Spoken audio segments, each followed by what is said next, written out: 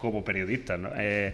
Vale, este es el punto de vista de los familiares de estas personas, ¿no? De estos represaliados y se podría decir de un bando, pero siempre se va a decir, es que en la guerra civil hubo víctimas de los dos bandos, no es ya el momento de enterrar este capítulo de no desenterrarlo, más que de enterrarlo, de no desenterrarlo de una vez por todas.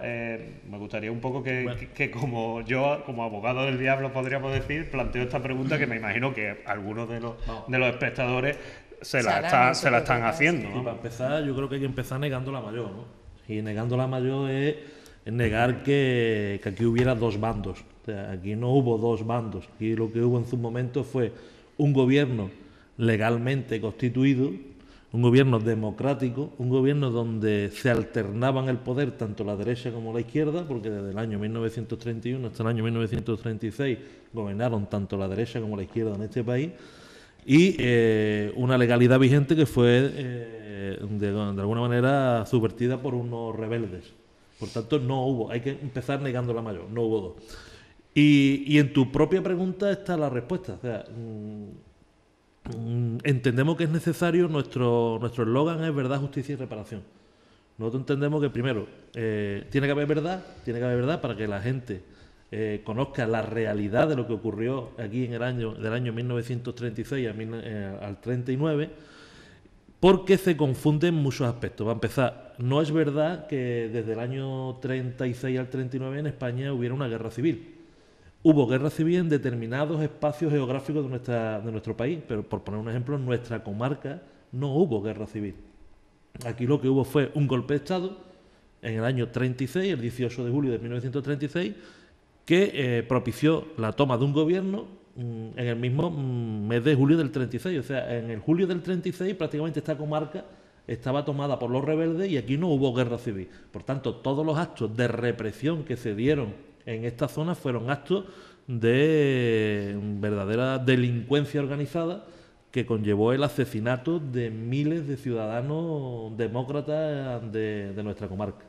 Y eso lo tiene que saber la gente. O sea, no es verdad lo de la teoría de la guerra civil. O sea, la guerra civil fue en determinados lugares, determinados frentes de batalla, pero en muchas partes del Estado español, donde triunfaron los golpistas, hubo pura y dura represión. Y nuestra comarca es un claro ejemplo de ello, ¿no? Aquí no hubo guerra civil, aquí hubo represión pura y dura. En cuanto a que en todos sitios se cometieron atrocidades, hay que diferenciar, y eso no es una cuestión que planteemos nosotros desde el foro, sino que lo plantean los historiadores. Una cosa es la represión metódica organizada desde el Estado Mayor de los rebeldes, en este caso el Estado Mayor franquista, de llegar a pueblo, tomar pueblos y ir aniquilando a todo aquel que se opusiera digamos, no fuera afecto al movimiento, como ellos mismos decían. Todo aquel que no fuera afecto al movimiento estaba de más y había que fusilarlo y pasarlo por la piedra. Eso fue una programación detallada, minuciosa de represión permanente en todo, que duró en este país, duró 40 años, a los actos de violencia que se dieron en la zona ocupada por el gobierno de la República, que fueron actos de violencia más o menos esporádicos, más o menos llevados a cabo por masa ingente de ciudadanos que ante los hechos que estaban ocurriendo se tomaban la justicia por su cuenta. Yo siempre pongo un ejemplo muy claro, que es el ejemplo de Bilbao. En Bilbao, cuando estalla el golpe militar, el gobierno Bilbao permanece fiel a la República y digamos las autoridades cogen prisioneros, detienen a unas 200 o 300 personas y las encarcelan en barcos que hay en el puerto de Bilbao. Se les respeta, no hay ningún tipo de problema. ¿Qué ocurre? Ante un bombardeo de la aviación franquista a la ciudad de Bilbao, en la ciudad de Bilbao donde mueren unas 25 o 30 personas, entre ellos algunos niños, la ciudadanía se tira a la calle, va a los barcos, saca a los presos que hay en los barcos y los arrojan por la borda y matan a varios presos. Eso no es una represión organizada por parte del gobierno de la República, eso es que ante la respuesta que da la ciudadanía, la respuesta que da el pueblo ante actos que entienden de verdadera barbarie, como es bombardear una ciudad habitada por gente que no tiene nada que ver con los frentes de batalla, ¿no? Entonces hay que diferenciar esas dos cuestiones. O sea, no hay un plan metodológico de la República, del Gobierno de la República, del Estado de la República, de ir masacrando y ir de alguna manera aniquilando físicamente a todo aquel que se le opone. ¿eh? Y el resultado es que al final gana, se permite. Fijaros que hubo un intento en el año 1934 también de golpe de Estado por parte de Sanjurjo, y sin embargo no se reprime de la manera tan violenta que después reprimieron los sublevados a los leales a la República, ¿no? Y hay un tema también que planteaba la Belén en el tema de que en la transición todo el mundo de alguna manera se olvidó, ¿no? Hubo una amnesia colectiva. Y yo planteo una cuestión. El movimiento memorialista que hoy día está existiendo en nuestro país, el movimiento memorialista es un movimiento en donde el 90% de sus integrantes somos personas que hemos conocido o hemos vivido muy poco la dictadura franquista. Este movimiento es un movimiento que alguna gente llama que es el movimiento de los nietos de los represaliados. ¿Por qué? Porque no hemos vivido el miedo de la dictadura, no hemos vivido el miedo de la represión y entendemos que es ahora, cuando nosotros que no tenemos miedo echamos el paso adelante y decimos, tiene que haber verdad, se tiene que saber qué es lo que ocurrió, tiene que haber justicia, y tiene que haber reparación, porque sin reparación evidentemente no hay justicia. Y somos los nietos, aquellos que afortunadamente no hemos sufrido de manera, digamos, directa la represión franquista, los que estamos reclamando y los que estamos reivindicando y los que estamos exigiendo esa verdad, esa justicia y esa reparación, ¿no? Y en muchas ocasiones hasta nuestros padres en muchos casos nos dicen no meterse en tantos líos, dejarse, y encontramos experiencias todavía en algunos pueblos, ¿no? Cuanto más pequeño es el pueblo, cuando vamos a algunos pueblos todavía encontramos gente que nos recomienda que nos sigamos investigando, que nos sigamos preguntando, que nos sigamos levantando lo que ellos llaman heridas cerradas, que es mentira, que las heridas no están cerradas evidentemente, porque mientras que no se recuperen los cientos o los miles de cuerpos que hay enterrados en las cunetas, entre otras cuestiones, porque lo de los cuerpos en las cunetas es una vertiente más. En la práctica eso va a ser casi imposible. Llevar a cabo esa exhumación pueblo por pueblo en España o zona por zona en España, en la práctica la intención es muy buena, pero en la práctica vosotros formáis, el Foro por la Memoria del Campo de Gibraltar forma parte de una federación nacional, cada uno estará poniendo su granito de arena, pero en la práctica... Pero nuestro objetivo no es levantar cuerpos, ¿no? O sea, nuestro objetivo principal no es sacar a todos los cadáveres que haya, desenterrar a todos los compañeros que están enterrados en las cunetas, ¿no? Entendemos que hay casos flagrantes y de necesidad urgente, como es el tema de la Sauceda, ¿no? Pero después, bueno, cada uno en su territorio pues hace lo que buenamente puede y va a ser bastante complicado, ¿no? Pero el objetivo no es... Nosotros hay sitios donde sabemos que están los cuerpos ahí y no los levantamos, los dejamos ahí porque entre otras cuestiones son los familiares los que piden que se queden ahí. Lo que se hace es que se levanta un monumento donde están enterrados, ¿no?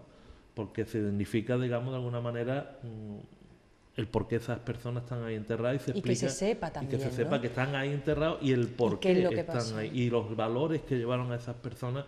Para nosotros es más importante recuperar los valores y las ideas de los que están enterrados que recuperar los huesos de los que están enterrados, porque al final no se trata de desenterrarlos en un lado y enterrarlos en otro, sino recuperar las ideas y los valores. Por eso para nosotros es muy importante que una vez, y para eso el acto que hicimos junto con las asociaciones familiares el 2 de diciembre en el cementerio de la Sauceda, el día 1, de darle un entierro digno y un lugar de memoria a aquellos compañeros que rescatamos del cortijo de la Marrufa, del Marrufo, para nosotros fue un acto bastante importante y bastante significativo de lo que es nuestro ideario político, ¿no?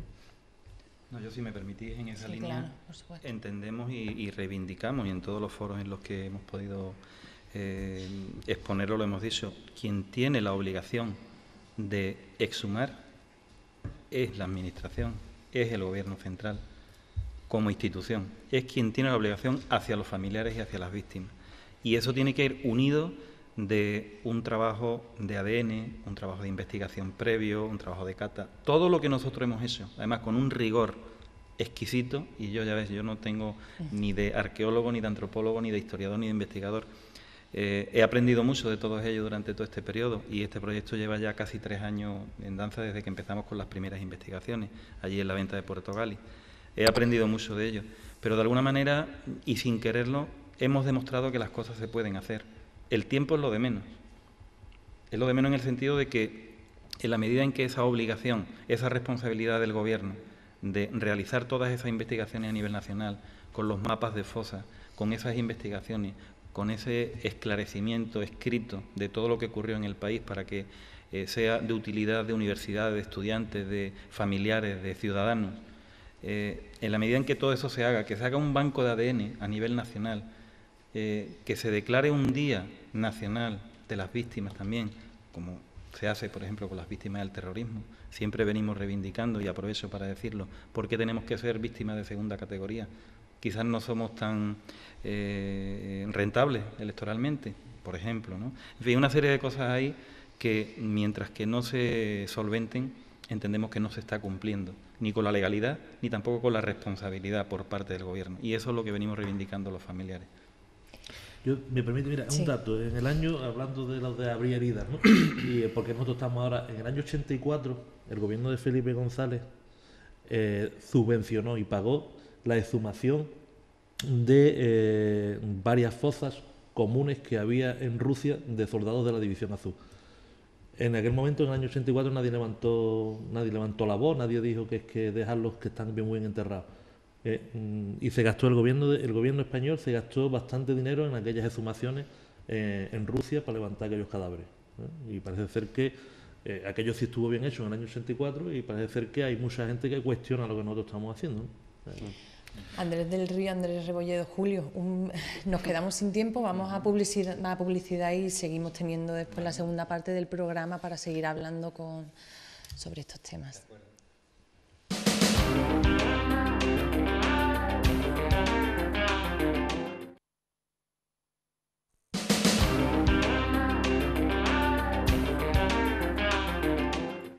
Retomamos este San Roque al Día, ya les comentaba que es el primero del año 2013. Tenemos como invitados a Andrés Rebolledo, que es presidente del Foro por la Memoria Histórica del Campo de Gibraltar, y también a Andrés del Río, que es el vicepresidente de este foro. También me van a perdonar porque al inicio de este programa no les he presentado a mi compañero Julio Ruiz. Lo siento mucho, pero es que ya Yo estoy bastante presentado semanas anteriores. Por eso ya le conocen todos ustedes. Continuamos hablando, Julio, si... Sí, yo la verdad es que creo que los dos han expuesto bastante bien el tema del Marrufo, que con toda su importancia tampoco es el único, como habéis apuntado, del que se encarga el Foro por la Memoria Histórica.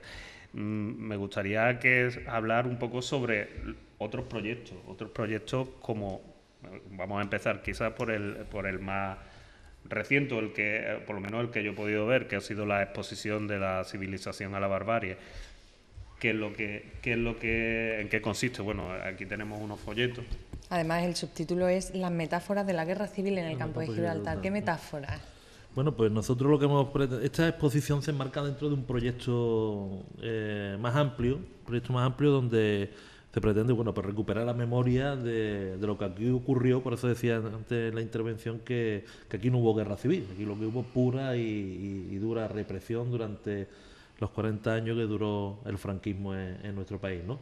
Entonces nosotros con esta exposición lo que pretendemos pues prácticamente es situar al ciudadano de la comarca en las diferentes localidades, qué ocurrió en las diferentes localidades de nuestra comarca en las épocas de la Guerra Civil, año 36, año 37. En la exposición también habla también de un fenómeno que se dio especialmente aquí, aunque en el resto de España también hubo fortificaciones y también hubo batallones de trabajadores, pero en nuestra comarca hubo aproximadamente unas 15.000 personas que fueron presos republicanos trabajando en régimen de esclavitud, y que levantaron en un tiempo récord todas las fortificaciones militares que ahora podemos ver en nuestra zona, todos aquellos búnker, caminos militares, las pantallas de las zonas de vegetales en la ciudad de Algeciras, en fin, todo aquellos trabajos de fortificaciones estuvo hecho por trabajadores penados, por trabajadores en régimen de esclavitud, ¿no? Incluso bastantes de ellos murieron